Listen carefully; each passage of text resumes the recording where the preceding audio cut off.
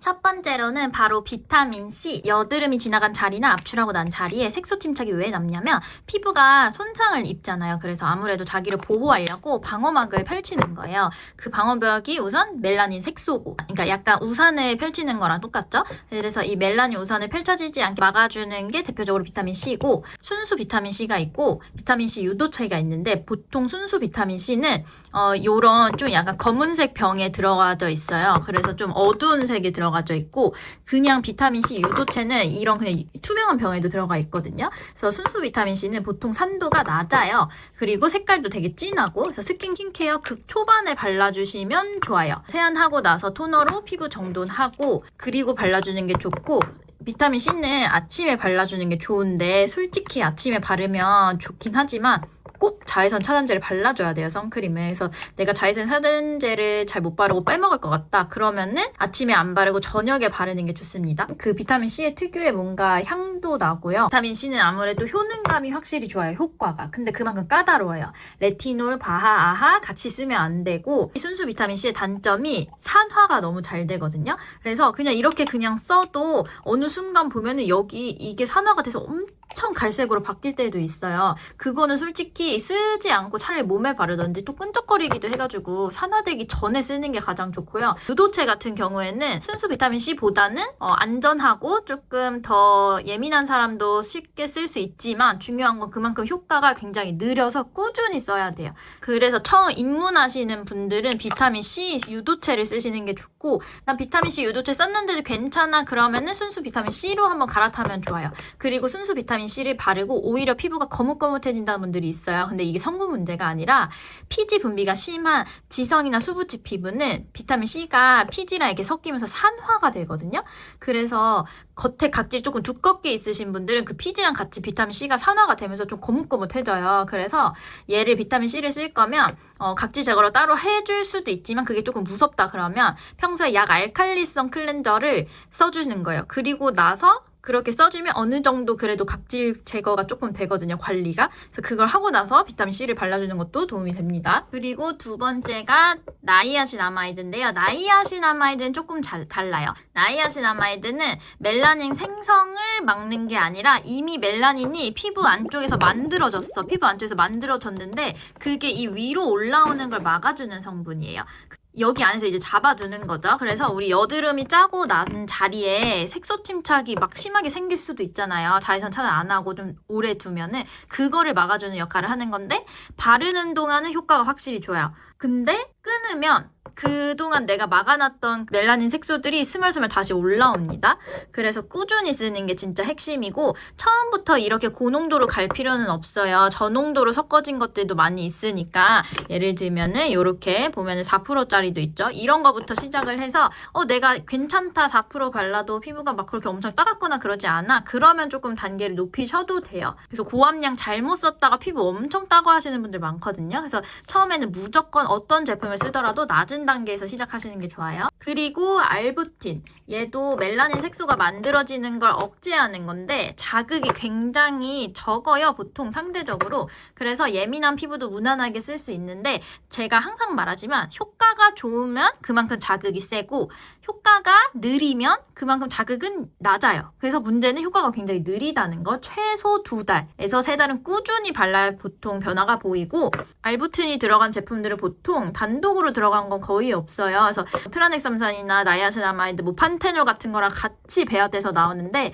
알부틴 자체가 효과가 워낙 천천히 나타나는 성분이다 보니까 브랜드 입장에서는 좀 체감을 더 빨리 내려고 다른 것들이랑 같이 배합하기도 하고 다른 미백이나 진정 성분을 같이 넣기도 해요. 그러니까 알부틴 제품 고르실 때는 전 성분의 알부틴만 덜렁 있는 거는 오히려 못 보실 거고, 다른 미백 성분이랑 같이 들어간 거를 많이 볼 수 있을 거예요. 그래서 솔직하게 저는 알부틴 쓰니 나이아신아마이드랑 비타민C를 쓰는 게 더 효과가 빠르게 느껴질 수 있다고 생각이 되기 때문에 보통 비타민C를 더 많이 쓸 것 같아요. 그리고 트라넥삼산, 요즘 색소 침착 제품에 엄청 많이 들어가고 솔직히 말씀드리면은 저는 그 바르는 제품으로서의 효과는 조금 잘 모르겠었고 쓰면은 이렇게 좀 약간 지저분해지는 경우도 많아요. 제가 그렇게 쓰는 것도 있겠지만 그래서 얘는 사실 제품으로 바를 때보다는 오히려 뭐 피부과에서 주사로 바르거나 먹거나가 더 효과가 있을 거라는 얘기가 굉장히 많아요. 그래서 이게 바르는 걸로 유의미한 뭐 연구가 있다는 생각보다 많지 않더라고요. 그래서 저는 트라넥삼사는 딱히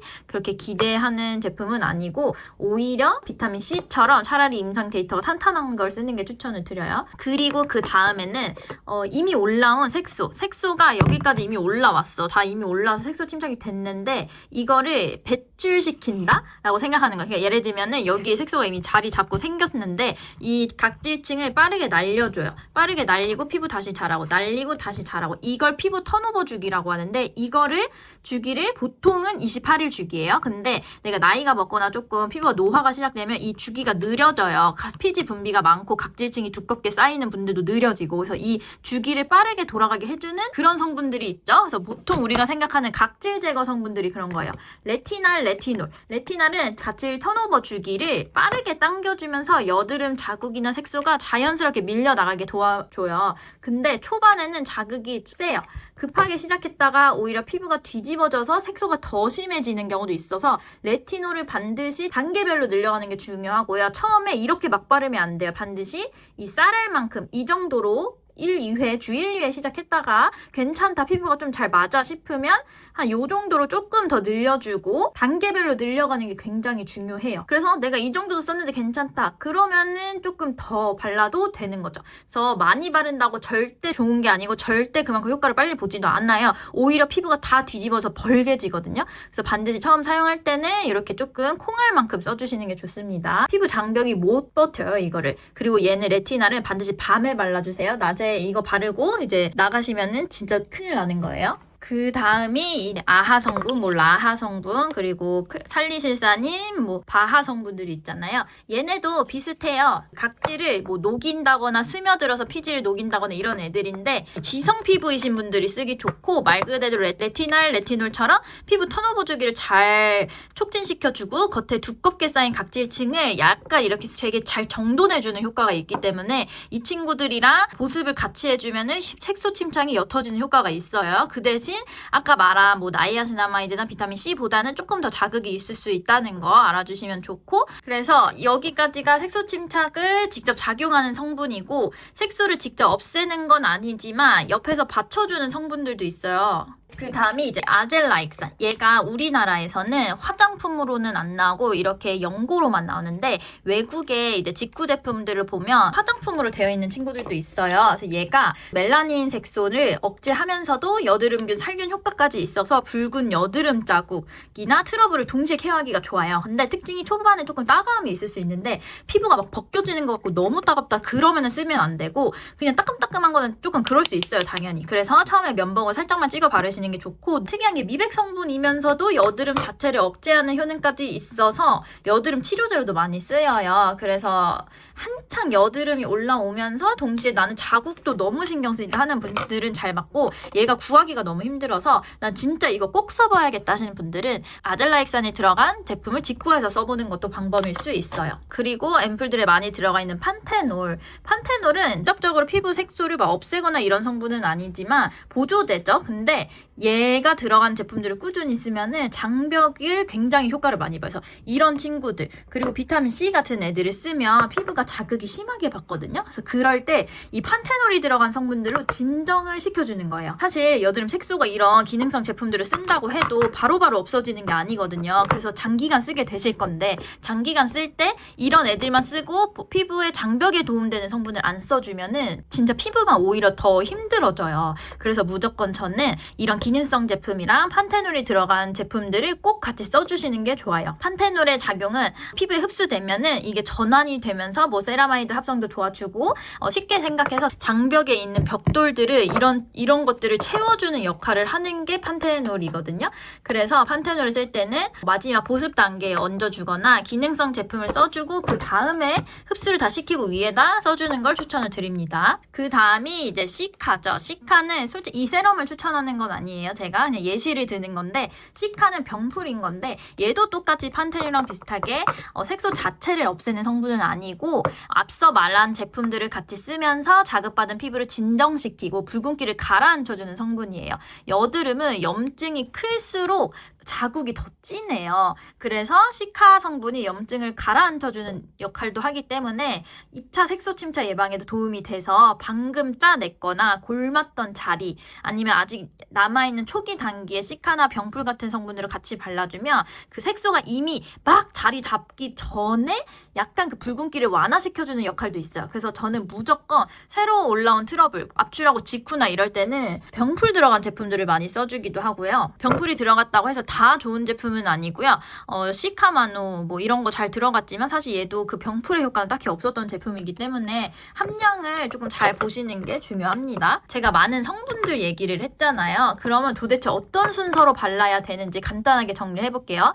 아침에는 일단 토너 같은 거 아무거나 쓰시는 걸 결정리하고 비타민 C를 발라주세요.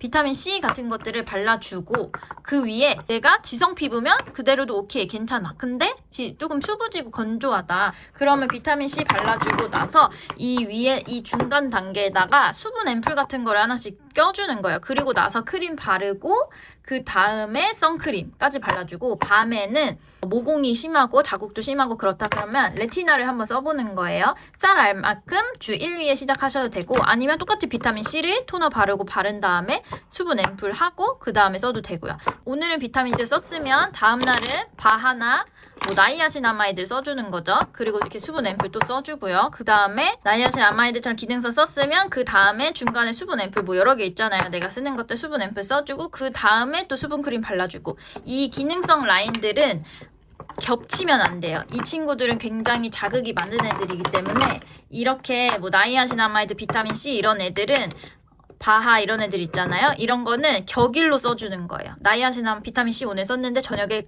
각질 제거 또 해. 그럼 피부가 힘들어지는 거기 때문에 얘네는 돌아가면서 써주는 거고 그 다음에 중간에 수분 앰플 굉장히 많잖아요. 내가 갖고 있는 것들 다 수분 앰플이 여기도 다 수분 앰플이거든요. 이렇게 얘도 히알루론산이고 그러면 이 중간 단계는 같이 연제된 써도 되죠. 그래서 꼭 이 중간에 수분 앰플 장벽에 도움되는 성분들을 같이 발라줘라. 그리고 수분 크림 바르고요. 제품은 어떤 걸 쓰던지 여러분들한테 잘 맞는 걸 쓰시면 돼요. 제가 여기에서 이렇게 보여드린 제품은 예시일 뿐이지 이 제품들이 좋다고 말한 거는 아니니까 성분에 대한 것들만 보여주시면 좋고요. 그리고 제가 말하고 싶은 게 이렇게 루틴을 기능성을 돌리다가 어느 날 얼굴이 갑자기 확 붉어지고 너무 따갑다 싶으면 그건 멈추라는 신호예요. 그럴 때는 미온수를 살살 세안을 하고 알로에라든지 시카, 병풀 이런 게 들어간 마스크 팩을 해주시던지 아니면은 크림을 발라주시던지 장벽 크림을 발라준다든지 이렇게 꼭 진정을 해주시면 좋고 이렇게 2, 3개월을 꾸준히 해주시면은 확실히 여드름 자국이 옅어지는 게 보일 거예요. 근데 색소가 너무 깊게 자리 잡거나 오래된 경우에는 홈케어라도 한계가 분명히 있어요. 그럴 땐 토닝 레이저를 피부과에서 받거나 제가 저번에도 말했던 그 레이저 집에서 홈케어로 쓰는 그런 기기 같은 홈케어 기기도 쓰는 것도 방법이에요. 물론 당연히 효과가 있고 임상이 탄탄한 기계를 써야겠죠. 마지막으로 꼭 한번 말씀드리고 싶은 건 이 성분들은 아무리 좋은 거를 발라도 미백, 여드름, 색소 침착에 관한 성분들은 자외선 차단, 선크림 안 바르면 소용이 없어요. 내가 선크림까지 바르기 싫다 그러면 햇빛을 피하면서 다니시면 됩니다. 양산을 쓰시던지 빨리빨리 길을 가시던지 뛰어가시던지 그래서 꼭 자외선 선크림에서 보호를 하는 게 가장 중요하고요. 저도 이런 기능성 루틴 비타민 C라든지 레티놀 같은 거 발라줄 때 무조건 선크림 바르고 그 양산을 쓰고 다녀요. 근데 선크림이 사실 찝찝하기도 하잖아요. 피부에 자꾸 몰리는 게. 그래서 여러분 꼭 양산 쓰시면 좋고 제가 다음에서는 각 색소 침착 성분별로 어떤 제품들이 좋은지 한번 꼭 성분별 제품 리뷰를 또 한번 해볼게요. 오늘도 끝까지 봐주셔서 감사하고요. 더 궁금한 거 있으면 댓글 남겨주세요. 안녕.